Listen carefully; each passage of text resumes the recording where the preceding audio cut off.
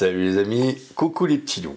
Alors tout d'abord, je tiens à vous souhaiter une très bonne année 2023. Cette vidéo sera la première d'année de 2023. Alors, savoir évaluer ses besoins. Dans une vidéo à venir, je vous donne des conseils pour acheter votre premier objectif. Puis j'ai songé aux pros, semi-pros, freelance et autres du même style, qui ont des besoins spécifiques. En effet, un photographe de mode n'aura pas les mêmes besoins qu'un ornithologue qui photographie les petites bébêtes, qui aura besoin de faire de la macro, qui lui-même aura des besoins différents qu'un urbaniste ou qu'un photographe de sport. Ceci étant précisé, je m'adresse à l'immense majorité des photographes qui ne sont pas professionnels, dits amateurs. Alors on peut être très pointu en étant amateur, hein, on est bien d'accord. Savoir évaluer ses besoins est primordial. Hésiter entre un Z5 ou un Z6, oui, mais pas entre Z50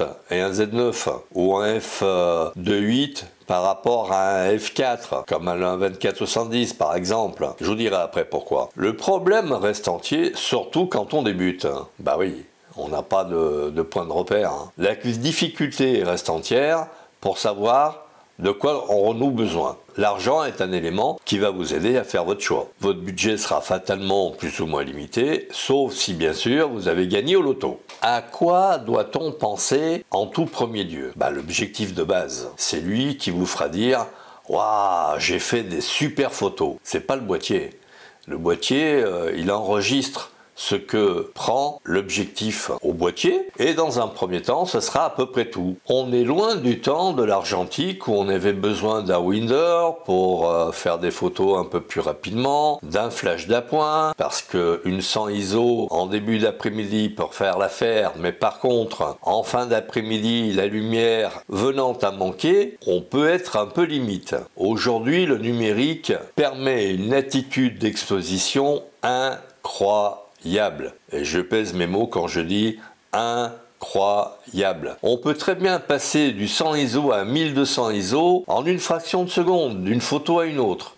Donc le flash n'est plus un élément essentiel pour faire une photo. Par exemple, on peut passer de 100 ISO à 1200 ISO parce qu'il n'y a plus beaucoup de lumière, de façon à améliorer soit la profondeur de champ, soit avoir la bonne vitesse de sécurité avec l'objectif avec lequel on fait des photos. Les boîtiers sont motorisés, puisqu'il n'y a plus d'obligation d'entraîner une pellicule. Le flash, avec la montée en sensibilité relativement facile, n'est plus une obligation. Donc, on peut se concentrer sur l'objectif et le boîtier. Ceci posé, nous devons choisir notre objectif. Il devra répondre à plusieurs critères. Le tout premier étant son côté pratique. Un 16-50 par exemple, pour un APS-C, ou un 24-70 pour un plein format. Je n'écarte pas les focales fixes, mais je m'adresse essentiellement à des amateurs, donc qui devront avoir un objectif à tout faire. Les pros et les semi-pros et autres ne sont pas visés dans cette vidéo. On est d'accord? Si par malheur boîtier plus objectif dépasse votre budget par rapport au matériel que vous aviez choisi, un Z6 II par exemple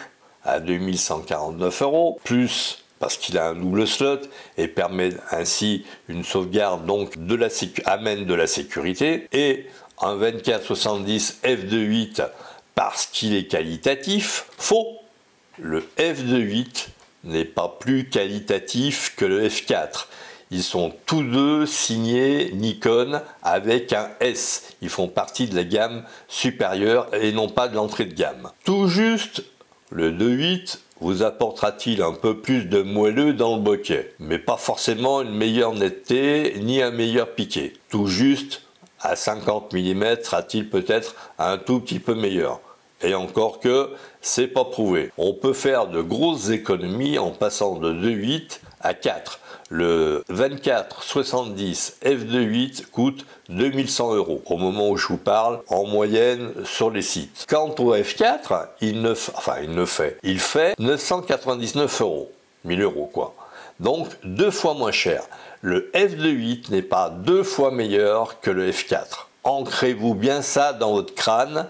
Le f2.8 n'est pas meilleur, et il n'est pas 2 fois meilleur que le f4. Vous pouvez prendre un APS-C style Z50 avec un 1650 et éventuellement lui ajouter un 50-250 qui nous donnera l'équivalence 75-375, sachant que au début j'ai fait des vidéos en 4K avec le Z50 et le 1650 qui correspond plus ou moins à 24-75 en plein format. Quand je suis passé au Z6 avec le 24-70, personne ne m'a dit « Waouh, tes vidéos sont plus piquées, sont meilleures, sont plus contrastées, etc. etc. » Donc il n'y a pas de honte à avoir un Z50 dans son escarcelle et faire des photos avec. Rien ne vous empêchera par la suite, comme moi, de vous acheter, quand vous aurez organisé votre budget à la longue, de vous acheter un Z6 II par exemple, ou un Z8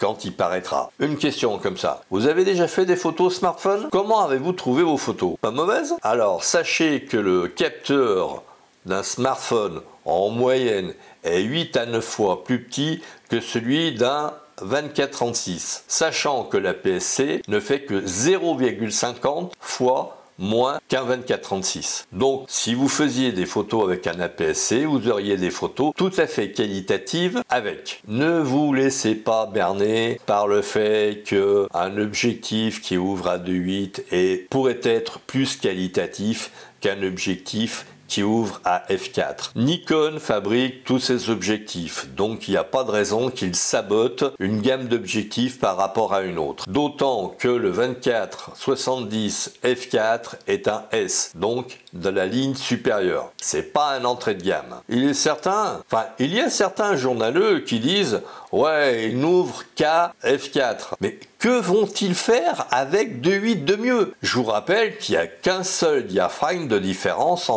entre f2.8 et f4, sachant que si vous montez en sensibilité, par exemple en passant de 100 ISO à 200 ISO, ça y est, le trou est comblé. Donc que vous proposera le f2.8 pour 2 fois le prix d'un f4? Il ne sera pas 2 fois meilleur. Mettez-vous bien ça dans le crâne, il ne sera pas 2 fois meilleur. Un site sérieux d'ailleurs compare un 24-70 f2.8 à un f4, tout juste disent-ils qu'il est un poil meilleur à partir de 50 mm.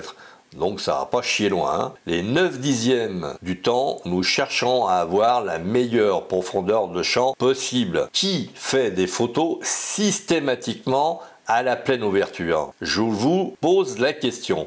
Les portraitistes? Ouais, les portraitistes, de temps en temps, ils ferment jusqu'à f8 pour avoir du détail derrière le modèle. Allez, réfléchissez bien à tout ça avant de dépenser vos sous. À très vite, merci de me suivre, likez, partagez, faites du bruit autour de mes vidéos et à très vite.